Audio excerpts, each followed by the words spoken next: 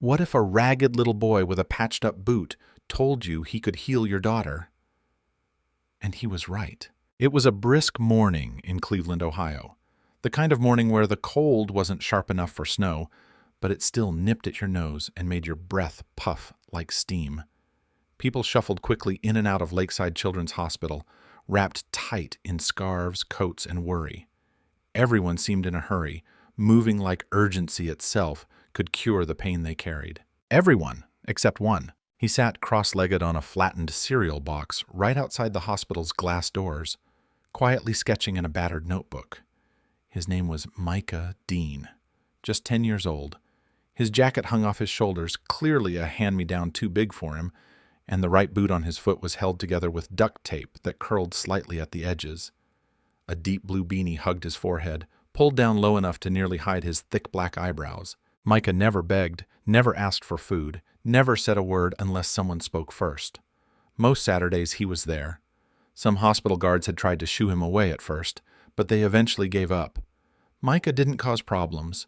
He'd smile when spoken to, soft, polite. And when he wasn't sketching, he was observing, always watching, with those big, steady eyes. Most folks assumed he had someone inside, a sibling maybe, or a parent in treatment. No one really asked. It wasn't the kind of place where strangers traded stories. Across the street, idling beside a red-painted curb, sat a sleek, black Tesla Model X. The engine purred low, barely audible over the morning breeze. In the driver's seat was Dr. Adrian Wolfe, a physician in his early 50s, with a handsome but tired face and salt at his temples. His tie was loosened, shirt creased like he'd been sleeping in it. His car was spotless, elegant, clear signs of a man with means, but his eyes? They were hollow, like someone living day-to-day on fumes. In the back seat, nestled in a booster seat under a fluffy white blanket, was his daughter Chloe, just 7. Her curly hair was tied in a loose ponytail. She didn't speak, didn't move. Her legs lay stiff under the blanket, paralyzed since the accident that had shattered more than just her spine. Adrian exhaled and stepped out, opening the rear door and gently lifting Chloe into his arms. She didn't protest. She rarely did anymore. As he turned toward the hospital, his eyes glazed with the same tired focus all parents there wore like armor, he walked right past Micah, without seeing him. But Micah saw him. He saw the way Adrian carried the girl, like she was made of glass. He saw Chloe's eyes fixed on the clouds above, as if she was pretending the hospital wasn't there. Then Micah did something unusual. Just before they passed, he stood up. "Sir," he said, voice clear but soft, "I can make your daughter walk again." Adrian stopped mid-step, not because he was angry or confused, but because of how the boy said it. There was no joke, no desperation in his voice. Just calm, confident, as if it were the simplest truth in the world. Adrian turned slowly. "What did you just say?" Micah stepped closer, tucking his sketchbook under his arm. "I said I can help her walk again." Adrian stared, arms tightening around Chloe. "That's not funny, kid." "I wasn't joking." Micah's voice didn't waver. His face didn't twist into a smirk. He stood there, still and composed, like he was twice his age, like he'd said the same sentence 1,000 times. Adrian looked him over. Torn boot, cracked glasses hanging from the boy's coat collar, cheeks flushed from the cold. This had to be a scam, a trick, or some strange coincidence. He shook his head and walked inside without another word. But even as the hospital doors closed behind him, those words clung to his mind, not because they offered hope, not because they were miraculous, but because of the way that little boy had said them, like they were undeniable, like a fact. The words wouldn't let go. They clung to Adrian's thoughts like a burr on cloth, unshakable, persistent. "I can help your daughter walk again." He tried to drown them out. Really, he did. He nodded numbly through Chloe's appointments. First the physical therapist, then the pediatric neurologist, and finally the rehab consultant. They all used the same well-worn phrases. Gradual progress. Focus on adaptation. No guarantees. Patience is key, like scripts written for tired hearts. But none of them said what that strange kid in duct-taped boots had said. That bold, absurd, unsettling sentence echoed louder than any medical advice. "I can help your daughter walk again." By early afternoon, the clouds had finally shifted. revealing slivers of sunlight that glinted off car windshields and hospital windows. The chill lingered, crisp and insistent, as Adrian stepped out of the facility, Chloe bundled in his arms. She leaned against him, light as ever. Too light, as if something essential had been misplaced inside her. He was halfway to the car when he saw him again. Same cardboard square, same ragged notebook, same stillness that made everyone else's motion seem frantic.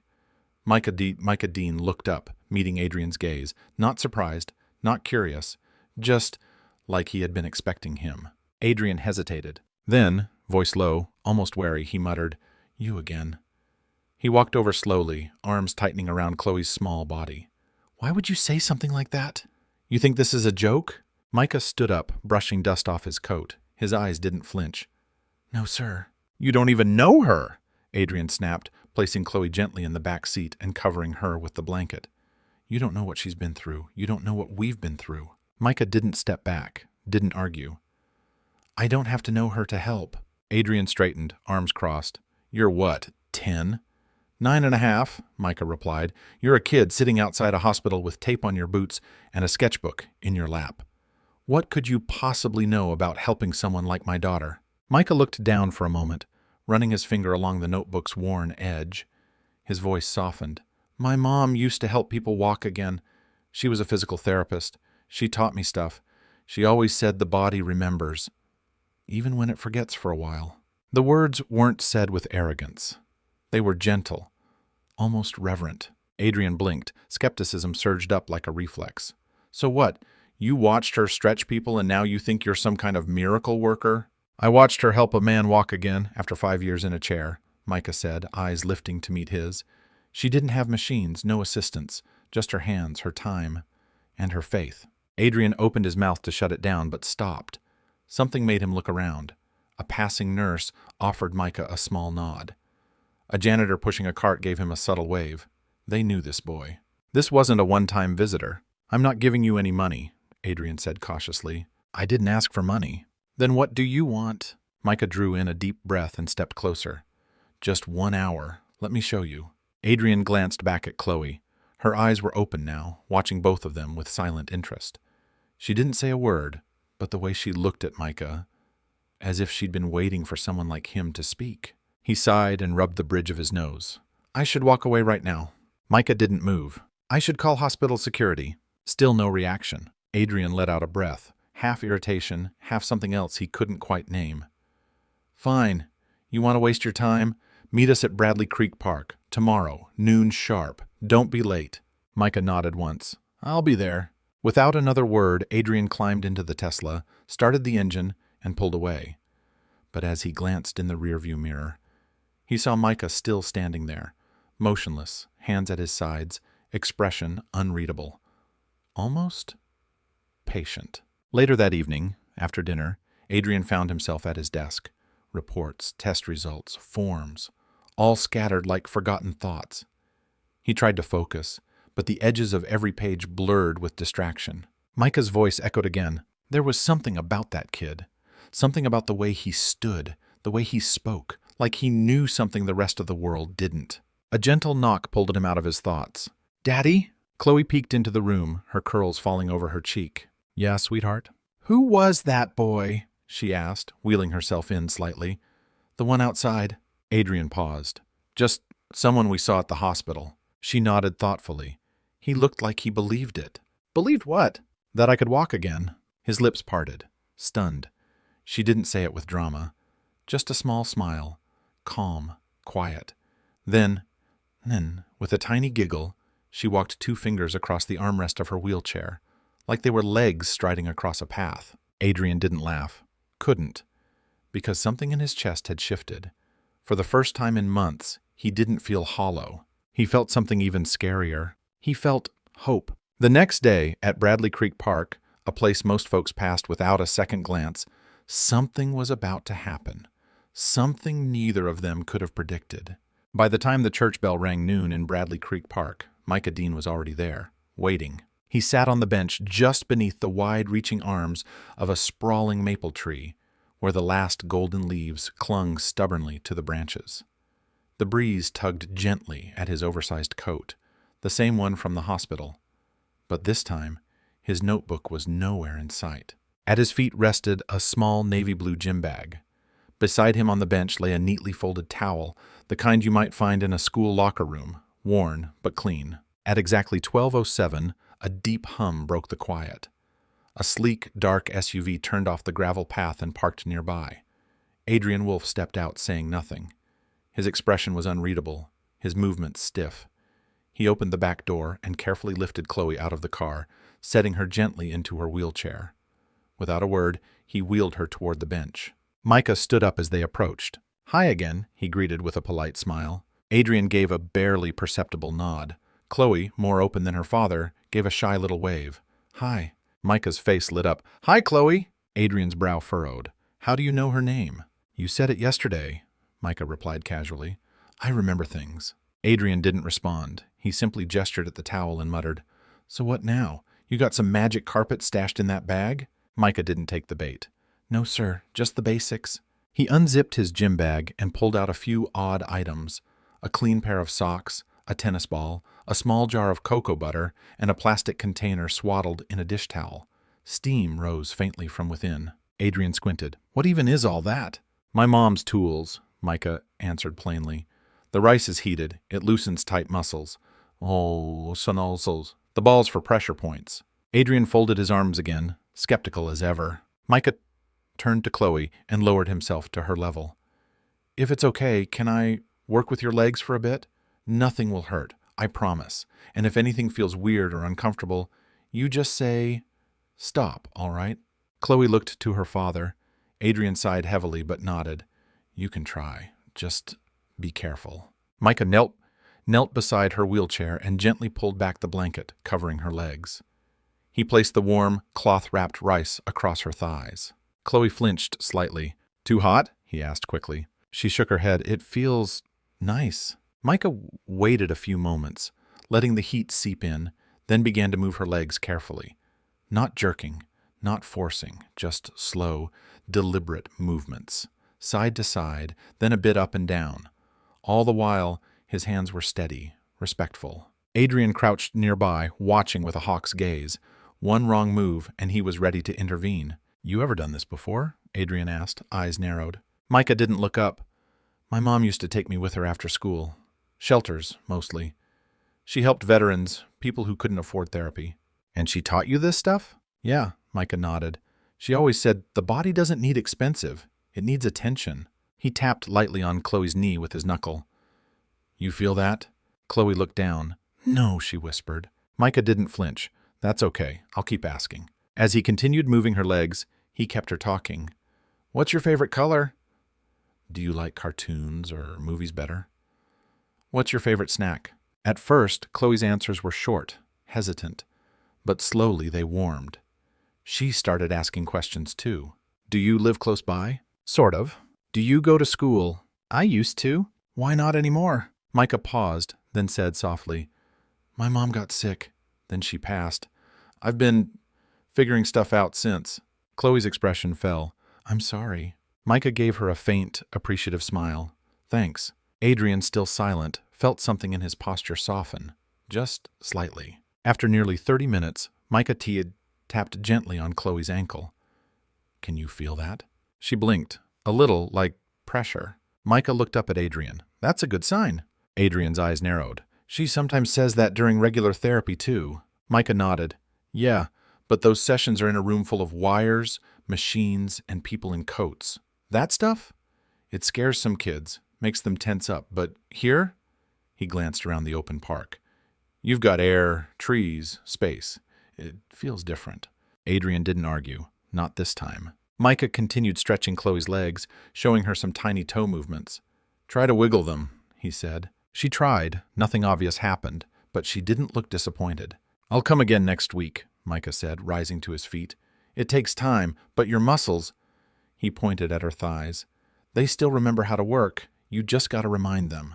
Chloe smiled, bigger this time. "Okay." Adrian cleared his throat. "We're not promising anything," he said firmly. Micah nodded. "I'm not either. I'm just trying." Adrian looked at him for a long moment. Then, without warning, he reached into his coat pocket and pulled out a folded... Oh... Adrian reached into the inner pocket of his coat and pulled out a neatly folded bill. Without a word, he extended it toward Micah. But the boy took a step back. "No, sir," he said softly. "I don't want your money." Adrian blinked, surprised. "Then, why are you doing all this?" Micah shrugged, glancing briefly at Chloe. "Because your daughter smiled." Adrian turned. Sure enough, Chloe was smiling.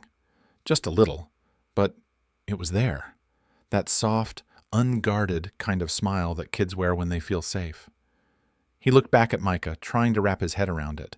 How could a boy who had lost so much, who had practically nothing, give so freely to a girl he'd only just met? The next Sunday came around, a little warmer than before. The sun peeked out between wispy clouds, and the chill in the air had softened. But still, Micah showed up wearing that same oversized jacket. Not because he needed the warmth, he didn't, but because it brought him comfort. His mom had called it his helper's coat. She used to say every good healer needed something to remind them why they care. By 11:45, he was already there at Bradley Creek Park, the same towel spread across the bench, supplies lined up with care, socks, the tennis ball, the rice wrap still steaming in its towel, and a bottle of water beside them. Kids were playing basketball nearby, rubber soles squeaking on cracked pavement, and a golden retriever barked somewhere in the distance, chasing nothing but joy. At noon sharp, Adrian's SUV pulled up again. Chloe was grinning before the car had even come to a full stop. Her curls bounced as Adrian lifted her into the chair. This time, there was something different about him. He looked tired, yes, but not weighed down, less guarded. He gave Micah a nod, no words. Just that small, silent gesture, and that was more than last week. Micah smiled. "Hi, Chloe." "Hi," she chirped brightly. He got to work, the same setup, the same process. But something had shifted in Chloe this time. She wasn't just present, she was trying. "Can you press your heel into the ground?" Micah asked gently. Chloe closed her eyes, face scrunched in concentration. Nothing happened. "It's okay," Micah said calmly. "Sometimes it takes your brain a while to find the right path, like trying to push through a crowded hallway. You've got to keep moving until you break through." Adrian stood behind them again, arms crossed, but this time it looked more like he was trying to keep warm than trying to keep his distance. "Why do you do all this?" he asked suddenly. Micah glanced up. "Because I remember what it felt like when my mom helped people. She made them feel like they mattered. I want to do that too." Adrian nodded slowly. "You ever think about doing anything else?" Micah tilted his head. "Sometimes, but this feels right." Adrian looked down at Chloe, just in time to see her toes tapping. Lightly, barely, but unmistakably. They moved. He didn't say a word, he just watched. Over the next few weekends, they kept coming. Same time, same bench under the same tree. Micah showed Chloe how to use resistance bands to strengthen her ankles. He rolled tennis balls under her soles to help her brain reconnect with where her feet were. He even taught Adrian a few techniques, how to gently press under the knees, how to track muscle responses. He explained every nerve's job, even when they fell silent, and how those jobs never really ended. Then came the bad day. It was the fourth Sunday. The sky was dull, clouds heavy, and the wind carried a bite. Micah showed up as usual. But when the SUV pulled in, something was wrong. Chloe wasn't smiling. Her eyes were red. Adrian looked tense, his expression stormy. "She doesn't want to do it today," he said sharply, lifting her from the car. Chloe kept her face turned away, arms crossed tightly across her chest. Micah approached slowly. "What happened?" Chloe's jaw clenched. "I tried to move my legs this morning. Nothing happened. Not even a twitch. I'm tired of trying. It's pointless." Adrian sighed, jaw tight. "She's been frustrated all weekend." Micah knelt down again beside her. "You think I never get tired?" She didn't answer. "You think I didn't cry sitting in a shelter when my mom couldn't afford her meds? When I had to just sit and watch?" Her eyes slowly shifted toward his. "You're allowed to be mad," Micah said gently. "I get mad too, but if you give up now, that little part of you that still wants to walk might stop trying too." She stared at the ground, lips trembling. "I don't want you to give up," Micah whispered, "because I haven't." Silence stretched between them. Then, almost too soft to hear, Chloe whispered, "I'm scared." Adrian turned toward her, his face stunned. That was the first time she had said it, out loud. Micah leaned in closer, voice calm but fierce. Me too. But scared doesn't mean stop. It just means you're close to something big. Chloe wiped her cheeks with her sleeve and nodded. Okay, she whispered. Let's try again. And they did. Micah guided her carefully through the motions. This time, there were fewer words, more silence, more presence. Adrian stepped in too, helping shift her weight, lifting, supporting, encouraging even the smallest effort. After 30 minutes, something happened. Chloe moved her right foot, not a twitch. Her toe moved. Then, slowly, stiffly, her entire foot slid forward, just an inch. But it moved. Adrian dropped to one knee beside her, eyes wide, blinking like he couldn't trust what he'd just seen. Do that again, he said, breath caught in his throat. She did, Micah replied softly, his smile calm and quiet like a sunrise. He didn't cheer, didn't shout. He just sat back and watched. Later that evening, Adrian stood in his driveway on Lakeshore Lane, staring up at the half-lit moon above his house. The breeze rustled the hedges, but he didn't feel the cold. Not really. His mind was stuck on that moment in the park. He wasn't even asking the question anymore. Who was this kid? It didn't matter. Inside the house, laughter echoed through the hallway. Chloe was giggling, retelling the story of her magic foot slide to her aunt over speakerphone. The joy in her voice filled the rooms, reaching corners that had sat silent for far too long. For the first time in 6 months, the house didn't feel like a clinic. It felt like a home again. But something else had shifted too, inside Adrian himself. Not just Chloe's movement, but something deeper. That tightness in his chest, the guilt, the stoicism, the invisible wall he'd built between himself and the world. It had started to crumble. Little by little, like ice thawing under morning light. By Monday afternoon, Adrian sat in his home office, staring blankly at a stack of untouched contracts. His phone buzzed every few minutes, emails, client updates, reminders. Normally he would have been on top of them, but now none of it seemed urgent. What kept looping in his head was that image, Chloe's foot, sliding forward like it belonged to her again. He'd seen it, and the person who helped make that happen wasn't a licensed therapist or a renowned doctor. It was a 9-year-old boy in a beat-up coat, with patched boots and no visible past. Adrian opened his laptop and typed into the search bar, Ezekiel Carter Birmingham. The results were underwhelming. A few mentions in archived newsletters, some community clinic events, and one old-school database listing a Monique Carter as a physical therapist.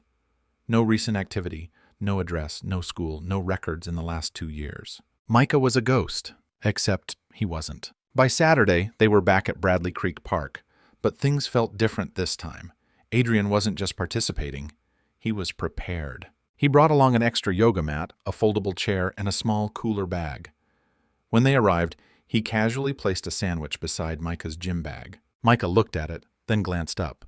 Thanks, he said quietly, tucking it away without making a fuss. Adrian smiled. Ready, Chloe? She gave a thumbs up that almost knocked her curls sideways. Let's do it. They got started, same sequence.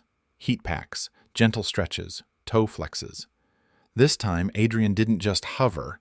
He was down on the ground, cross-legged beside them, mimicking every move as Micah explained. At one point, he bent the wrong way and winced. You're twisting the wrong direction, Micah said with a teasing grin. Adrian chuckled.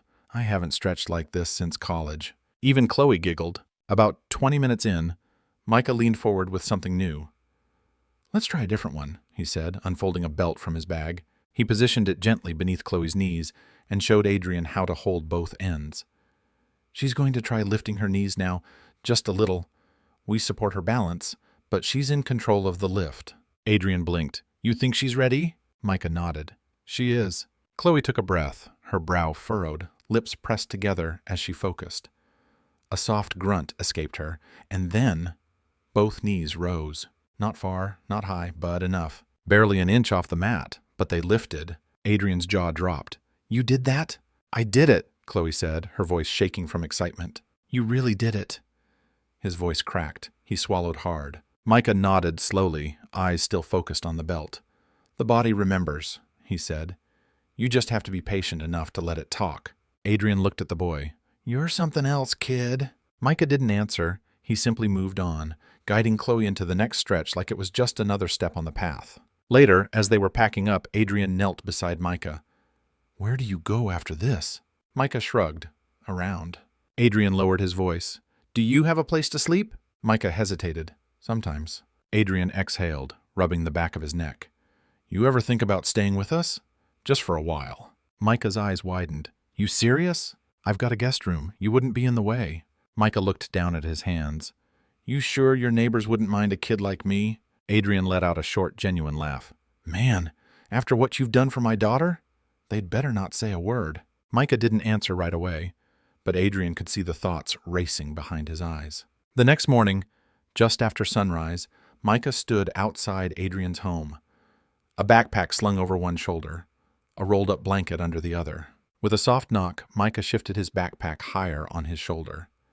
The early morning light was pale, brushing gold across the porch of the house on Lakeshore Lane. A moment later, the front door opened. Adrian stood there, in sweatpants and slippers, a steaming coffee mug in one hand. He took in the sight. Micah, with his rolled-up blanket, eyes alert but tired. "Right on time," Adrian said with a smile. From inside, Chloe came skipping to the hallway. "Micah!" He grinned. "Hey, superstar." Adrian stepped back, holding the door open. "Welcome home." The days that followed were quiet, simple, but meaningful. Micah was given his own room, a real bed, clean sheets, a desk by the window where he could draw.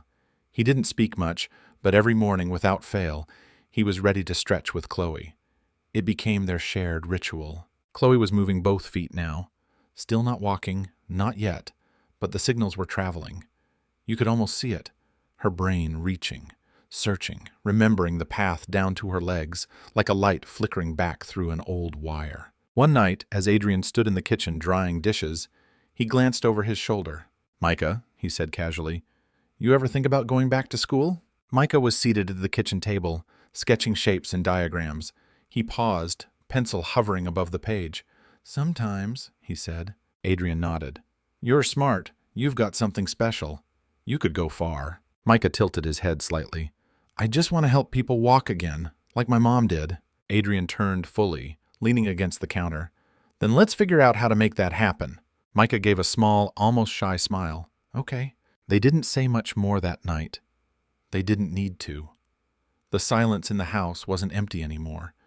It was full of soft sounds, laughter echoing down the hallway, footsteps that didn't feel heavy, and the quiet scratch of a pencil moving across a page. The silence had been replaced by life. It all started with a nurse from the Children's Medical Center. She was walking her golden retriever through Bradley Creek Park one Sunday morning when she spotted Chloe by the big oak tree.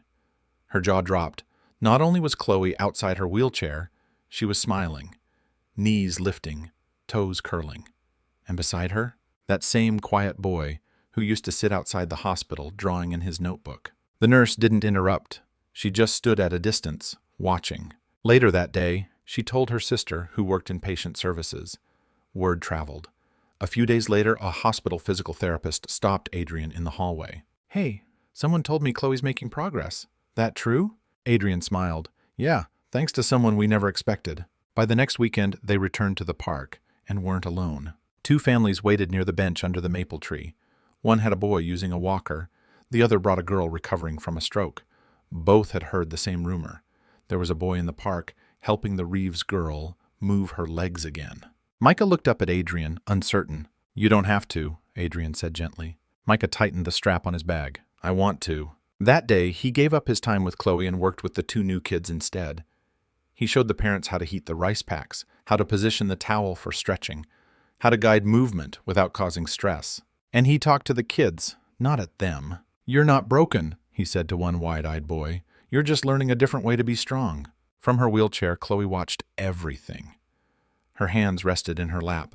She didn't complain once. Later that afternoon, driving home with the windows cracked, she said softly, "I like watching him help people." Adrian glanced at her in the rearview mirror. "Yeah?" "Yeah, it makes me feel like I'm part of something good." He smiled. By the following weekend, 5 families showed up. The weekend after that, 10. A local pastor brought foldable chairs. A nearby diner started dropping off bagels and coffee. Someone printed flyers that read, "Free movement classes. Sundays at noon, Bradley Creek Park." They never mentioned Micah's name, but everyone knew. Then a reporter came, camera, notebook, questions in hand. Adrian pulled Micah aside. You okay with this? Micah glanced around, at the kids trying to move, the parents with hopeful eyes, and Chloe laughing with a girl holding a walker. He nodded. As long as it's not about me, it's about them. The article ran the next Sunday, second page of the Birmingham Post, under the headline, 9-year-old with a gift helps dozens heal in a city park. They didn't use his full name. Micah asked them not to, but word got out anyway. A local doctor offered to mentor him. A nonprofit wanted to sponsor equipment.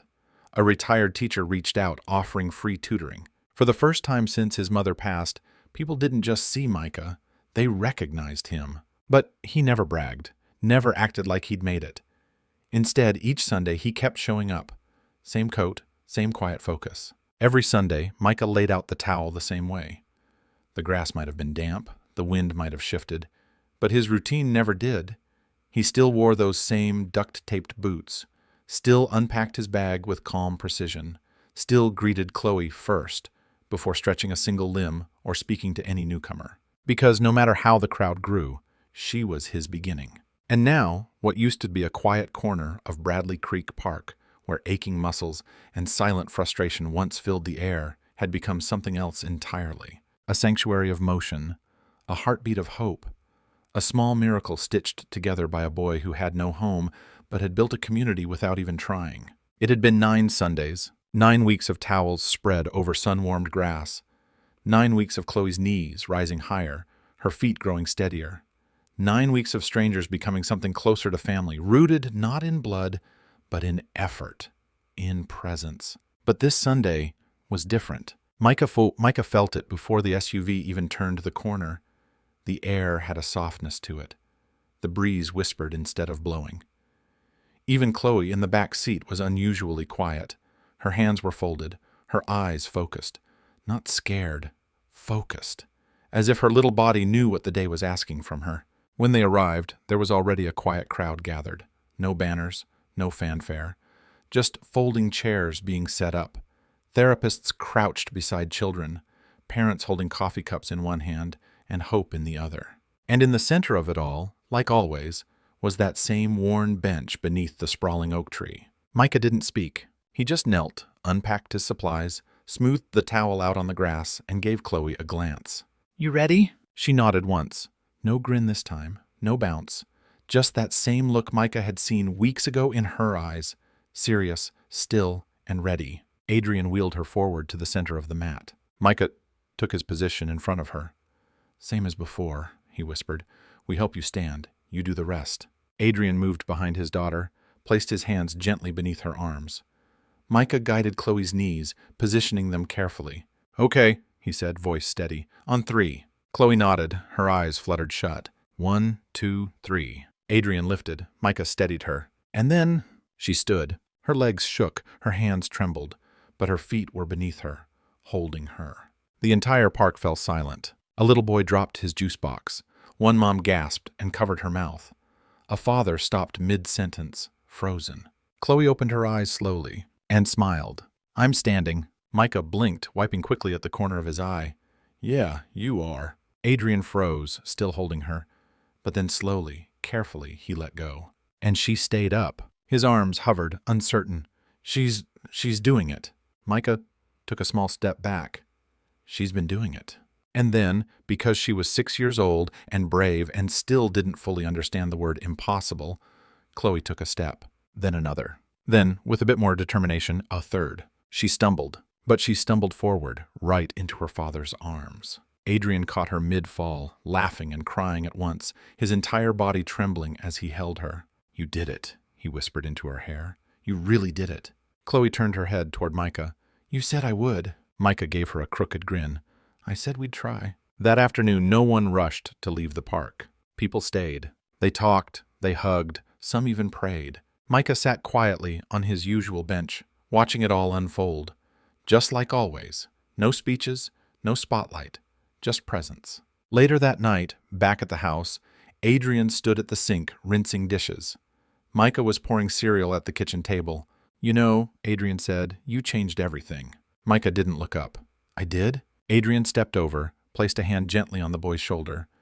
My daughter walked today, not because of a hospital, Not because of a specialist, not because of a miracle pill, but because a kid with nothing showed up again and again, even when no one asked him to.